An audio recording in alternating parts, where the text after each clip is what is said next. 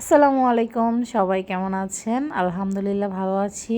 তো এখানে আমি নবাবী সেমাই রান্না করব। এখানে হচ্ছে 2 রকমের বাদাম, কিশমিশ, তারপর হচ্ছে পাউডার দুধ, তারপর হচ্ছে কনডেন্স মিল্ক, তারপর হচ্ছে এখানে কর্নফ্লাওয়ার, এখানে 1 লিটার দুধ, গরুর দুধ, আর এখানে হচ্ছে ঘি নিয়েছি, খাঁটি গাওয়া ঘি, আর এখানে বনফুল 2টা, লাচ্ছা সেমাইয়ের প্যাকেট আর চিনি আছে এখানে। তো এগুলো হচ্ছে আজকে নবাবী সেমাইয়ের সব উপকরণ। আর এখানে পাতিলের মধ্যে আমি দুধ দিয়েছি, দুধগুলো ভালোভাবে জাল করে নিব। তো দুধটা আমি বলক উঠায় সারলে তারপরে এখানে দিয়ে দিব, সব কিছু দিয়ে দিব। এখন আমি একটা প্যান বসাই দিচ্ছি, এটার মধ্যে ঘি ঢেলে দিব।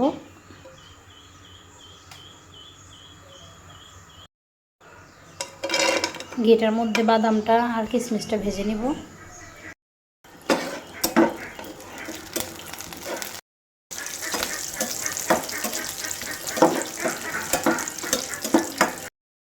বাদামটা এই দুধটা বলক উঠে আসছে, আর এখানে বাদাম ভাজা হয়ে গেছে, তুলে নিব।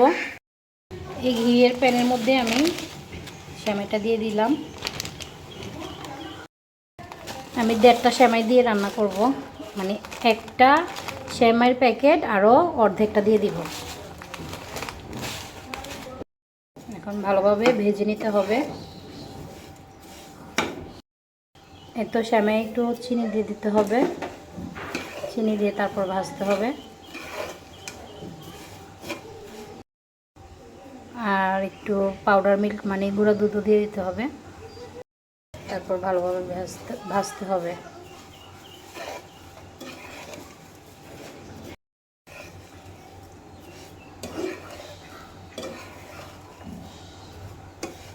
সেমাইটা ভালো করে ভেজে নিচ্ছি।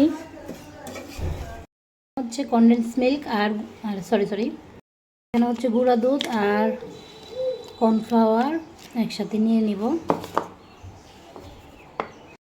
সরাসরি দুধের মধ্যে কনডেন্স মিল্ক গুঁড়া দুধ আর হচ্ছে পাউডার দুধ দিয়ে দিলাম।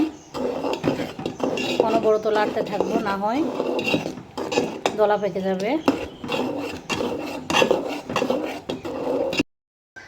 আমি এইখানে একটা মিস্টেক করে ফেলছি। কর্নফ্লাওয়ারটা আমার দুধ দিয়ে বা পানি দিয়ে গুলে দিতে হতো, বাট আমি এভাবে দিয়ে ফেলছি, এজন্য এই পরিণতি হয়েছে আমার। এখন আমি দুধটা ভালোভাবে ছেঁকে নিয়েছি। আমি এগেন আবার কর্নফ্লাওয়ার পানি দিয়ে গুলে তারপরে আবার দিব। যারা ভিডিও করেন তারা দেখেন আমার এই পরিণতি হয়েছে নবাবী সেমাইয়ের। এখন আমি আবার সেমাই ভাজতে হবে। আমি তো ওইখানে একটা মিস্টেক করেই ফেলেছি, তো একটা ঠিক করতে গিয়ে আমার আরেকটা নষ্ট হয়ে গিয়েছে, তো কিছু করার নেই। এখন আবার কর্নফ্লাওয়ার নিয়ে নিয়েছি আর কাস্টার্ড পাউডার নিয়েছি, তো এগুলো আবার ঠান্ডা পানি দিয়ে গুলে তারপর আবার দুধের সাথে আমি মিশিয়ে ফেলেছি। তো এরকম মিস্টেক আর কেউ করবেন না, অবশ্যই ঠান্ডা পানি দিয়ে কর্নফ্লাওয়ার গুলে তারপরে দুধের সাথে মেশাবেন, না হয় আমার মতো অবস্থা হবে। তো আমি আগে আরও কতবার বানাইছি, আমার এখন কেন জানি মনে ছিল না, হঠাৎ করে আমি এটা দিয়ে ফেলেছি। যেহেতু আমি অনেক দিন পরে বানিয়েছি, এজন্য আমার এই মিস্টেকটা হয়ে গেছে, কিছু করার নেই। এখন আবার ঠান্ডা পানি দিয়ে গুলে তারপর আবার দুধের সাথে মেশালাম। এখন অনবরত জাল করে নিচ্ছি, আর অনবরত নাড়তে হবে যাতে তলানিতে লেগে না যায়, পোড়া লেগে না যায়, তাহলে আবার টেস্ট ভালো আসবে না। আমি আবার কনডেন্স মিল্ক দিয়ে দিয়েছি, ভালো করে ঘন করে নিচ্ছি, যেহেতু এটা ক্রিম। আর আমি ক্রিম ছাড়াই এই ক্রিমটা রেডি করতেছি, কর্নফ্লাওয়ার আর হচ্ছে কনডেন্স মিল্ক দিয়ে, আর হচ্ছে কর্নফ্লাওয়ার দিয়ে, আর হচ্ছে গুঁড়া দুধ, এগুলো দিয়ে আর কি যা হাতের কাছে যা পেয়েছি ওইগুলো দিয়ে খুব সহজভাবে ক্রিমটা রেডি করতেছি নবাবী সেমাইয়ের জন্য। এত ক্রিম সব হালকা ঠান্ডা করে নিয়েছি। আর হচ্ছে এখানে ঘি ভাজা বাদাম টাদাম নিয়েছি, এগুলো এখন সেটিং করব। আমার সেমাইটাও ঠান্ডা হয়ে গিয়েছে। তো এখানে একটা প্লাস্টিকের 4 কোণার একটা বক্স নিয়ে নিয়েছি, স্কোয়ার বক্স, ওইটার মধ্যে সেমাইগুলো বিছিয়ে দিয়েছি।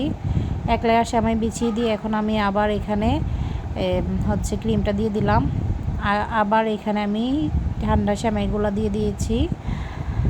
বিছিয়ে দিতে হবে, ভালো করে সেটিং করতে হবে। এখন আমি আবার ক্রিম দিব।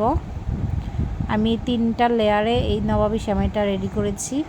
আলহামদুলিল্লাহ অনেক মজা হয়েছিল। তো এখন বাদাম কিশমিশগুলো দিয়ে আমি পরিবেশন করব।